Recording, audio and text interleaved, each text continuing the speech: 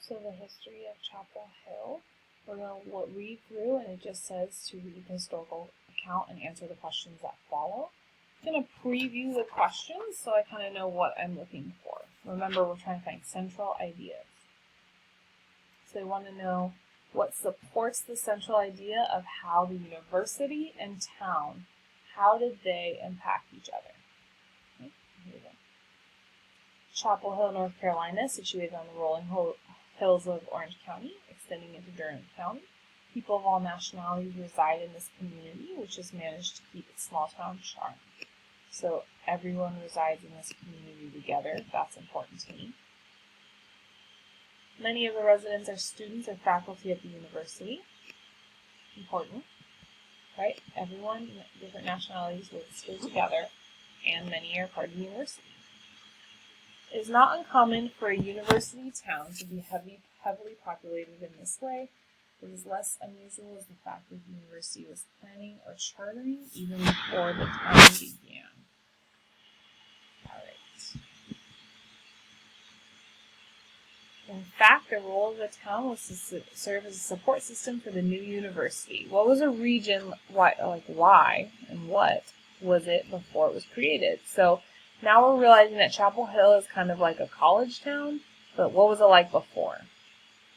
So they all attended this chapel erected on the highest point of the hill. The church stood where the two main roads crossed. There's no other imposing buildings. They selected the area that school would need a town. All right, so they made it a school and then they made a town. I'm going to underline that. That seems important. The same year that the university cornerstone was laid, the auction of the town took place, right? This is the parcels all around the perimeter of the campus. Residents moved into home in 1795, so the town was going to grow up together. Great, the university and town grew up together. That feels important. However, there was still no official town of Chapel Hill until 1819, and it's not chartered until 1851.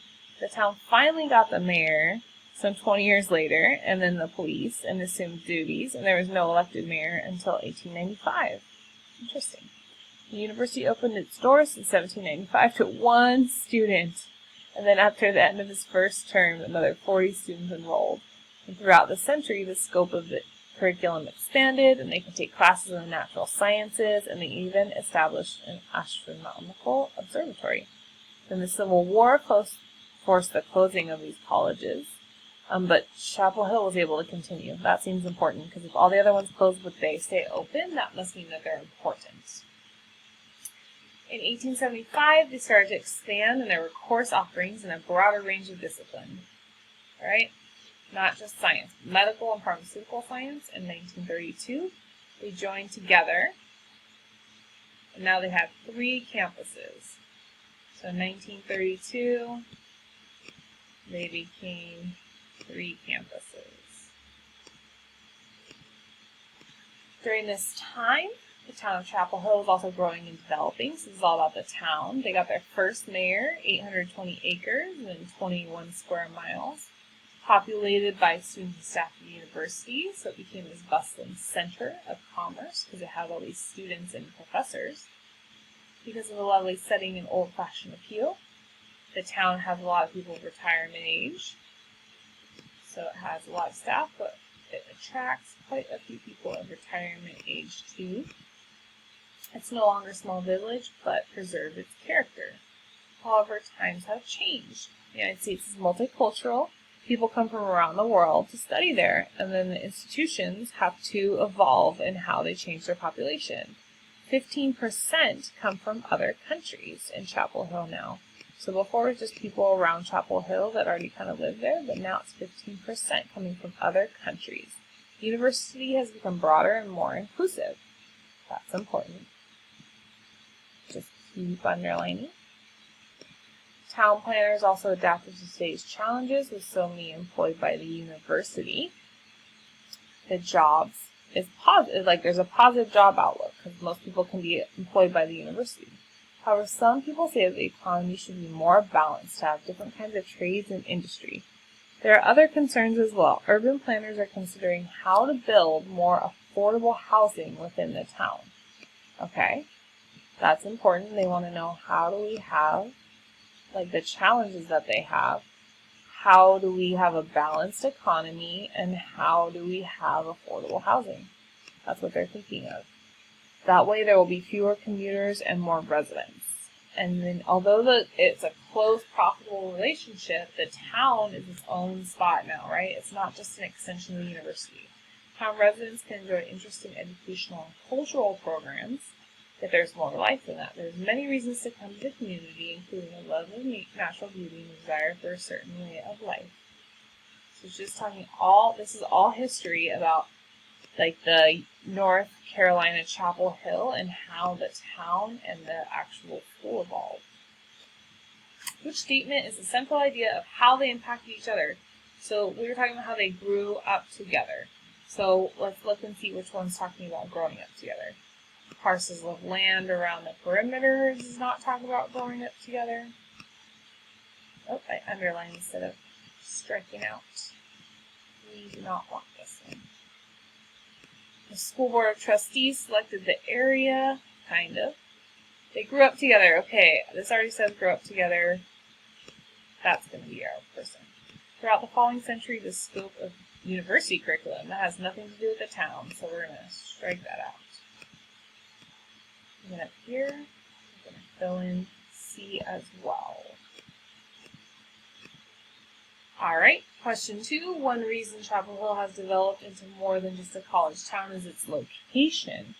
So what is talking about location in the best possible way?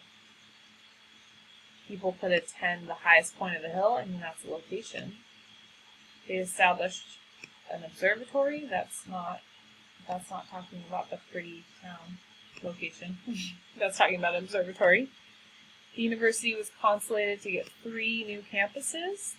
The campuses are a location, but I'm still going to cross it out because it's not showing how that college town is related to Chapel Hill. It's saying that they added more programs. Because of its lovely setting and old-fashioned appeal, it attracts quite a few people of retirement age.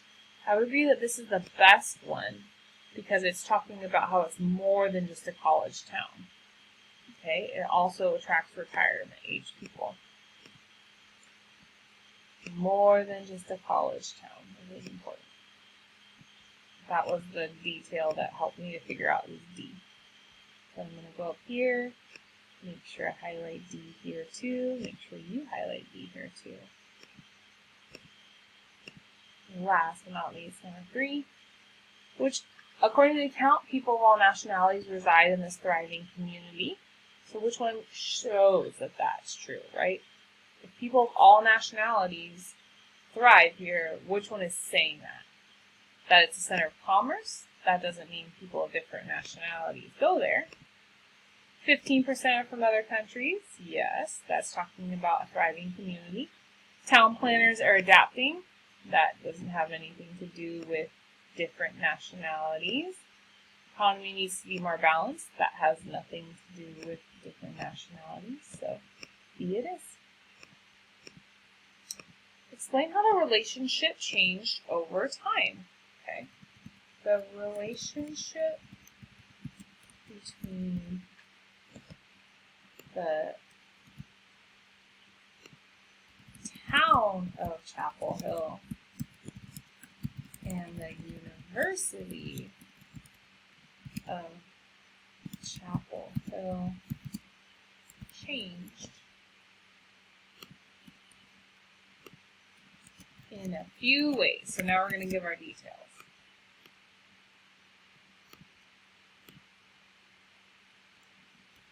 The first detail, let's see what we underlined. How did it change? The first detail is, so this is them growing up together, but how did it change? 15%, so they had 15% of undergraduates coming from other communities, so it had to become more welcoming to people of different cultural backgrounds. The first detail was that the university started to have people with different cultural backgrounds. And so the city helped to be more culturally aware. That was the first detail. The second detail is that the city changed. So we're talking about to be for more than just college students and professors. It also brought people of retirement age, right? It also brought these people who were of retirement age. This meant that the town and university were connected, but became separate